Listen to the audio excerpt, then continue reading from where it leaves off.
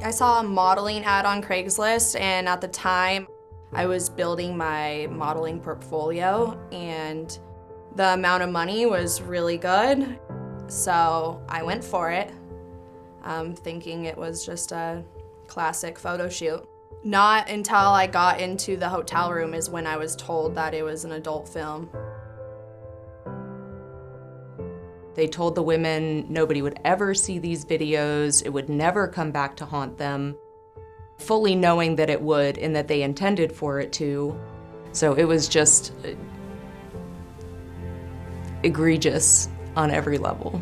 People in my life didn't believe that I went to the hotel thinking it was a modeling shoot rather than an adult film.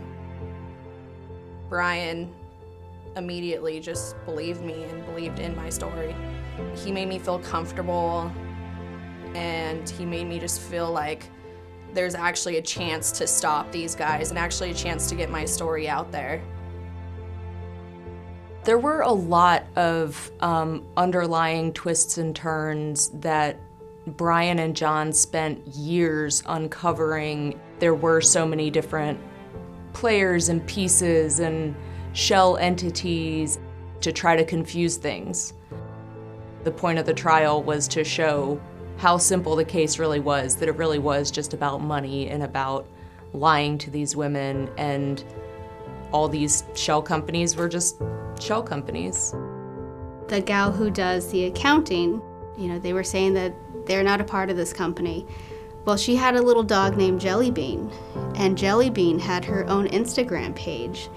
And so we were stalking through Facebook and Instagram, and one day there it was, Jellybean had a picture inside of the defendant's office with one of the defendants, Valerie. And there it was the accounting record with a box, and it said the name of the company. And so it's interesting that how, through the investigative process, that we use social media to find additional details that help the allegations of the case and kind of put things together. Ed and I joined the case in the late 2018. So John and Brian had been in the trenches fighting this fight for years before Ed and I joined. John and Brian, I think it put their lives on hold for several years. I know for Ed, there was about a year that he really couldn't work on any other cases. I love Ed. He's just so gentle. He's extremely smart. He's such a good guy. He also made me feel super comfortable. Same with John.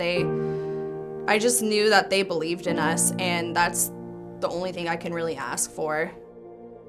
I'm so incredibly proud of Brian and John and Ed's efforts and the entire trial team, the paralegals, the litigation support, because it's not just one attorney that makes this case a really large settlement. It is an entire team.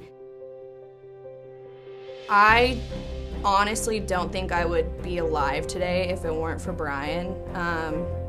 I think he completely saved my life. He was one of the only people to believe in me from the start and believed in every other girl that this happened to. He's made me feel extremely comfortable and really just made me trust him, and I couldn't be more thankful for him.